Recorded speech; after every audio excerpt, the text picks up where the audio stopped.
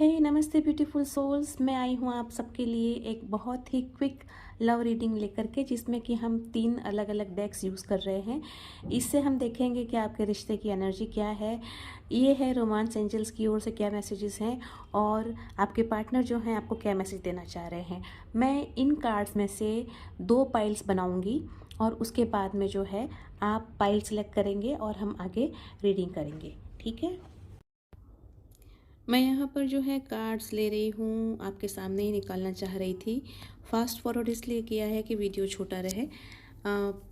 यहाँ पर जो है मैंने कार्ड्स निकाले हैं आपके सामने, जिससे कि आपको ये गारंटी रहे कि कार्ड्स जो आए हैं मैंने वही निकाले हैं। ऐसा नहीं है कि मैंने कोई कार्ड्स पहले से सिलेक्ट करके रखे हों और फिर रीडिंग कर रही हूँ।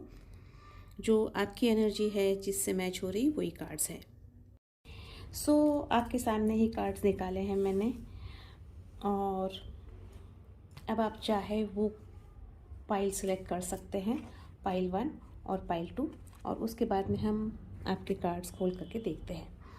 तो आइए सबसे पहले पाइल 1 हम देखते हैं कि आपके रिश्ते की एनर्जी फ़िलहाल क्या है। और इसमें आया है हमारे पास जो कार्ड, वो है materialistic love. Let's hope this relationship is not just about the money and gifts. You will only end up feeling miserable. तो हो सकता है कि आप या आपके पार्टनर जो हैं अगर एक दूसरे की ओर आकर्षित हुए हैं तो उसमें मटेरियलिस्टिक लव रहा हो, मतलब कि आपके पार्टनर के पास में बहुत पैसा है या आपके पास में बहुत पैसा है, या उन्होंने आपके ऊपर बहुत स्पेंड किया या आपने उनके ऊपर बहुत स्पेंड किया, उन्होंने आपको गिफ्ट्स दिए, आपने उनको गिफ्ट्स दिए। पैसा, मतलब कि जहाँ पर रिश्ते में मेन सेंटर जो है वो पैसा है, ऐसा कुछ रहा हो सकता है।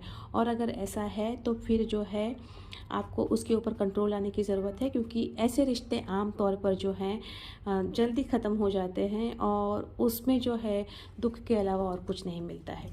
रोमांस एंजल की ओर से देखते हैं क्या मैसेज है आपके लिए, और उसमें आया है new love. A new person has stirred your romantic feelings.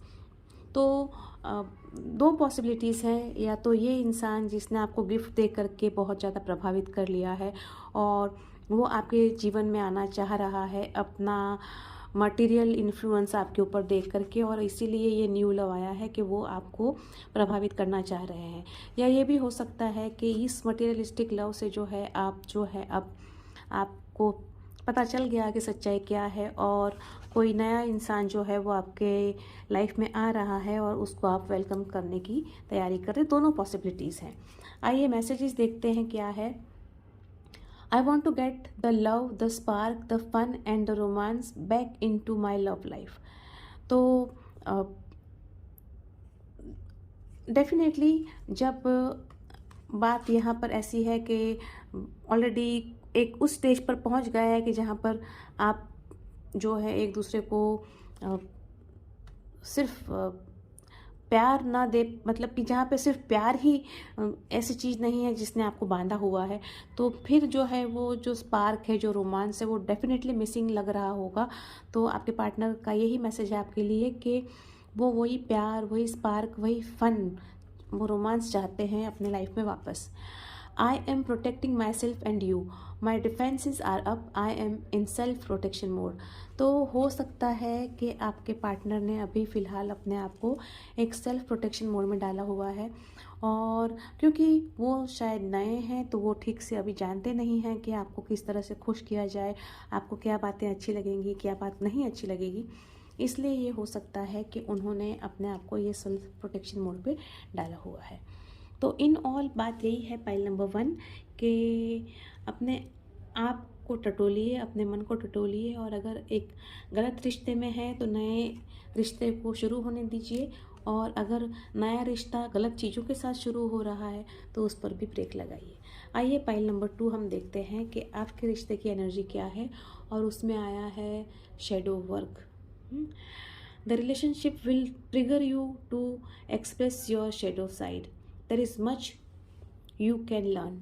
तो हो सकता है कि आप इस रिश्ते में जहाँ पर हैं उसकी करंट एनर्जी यही है कि आप ये कह सकते हैं कि आपको गुस्सा ज़्यादा आता हो, या आप की अच्छाइयाँ जो हैं वो सामने नहीं आ रही हैं, लेकिन आप में जो बुराइयां हैं या आपके जो नेगेटिव एस्पेक्ट्स हैं वो बाहर आ रहे हैं, तो ये आपके लिए भी हो सकता है या आपके पार्टनर को भी अप्लाई हो सकता है।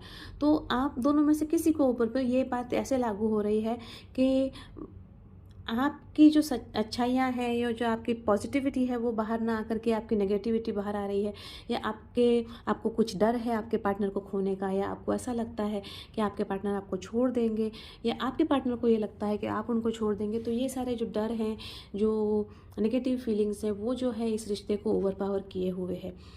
आइए रोमांस एंजल की ओर से देखते हैं क्या मैसेज है।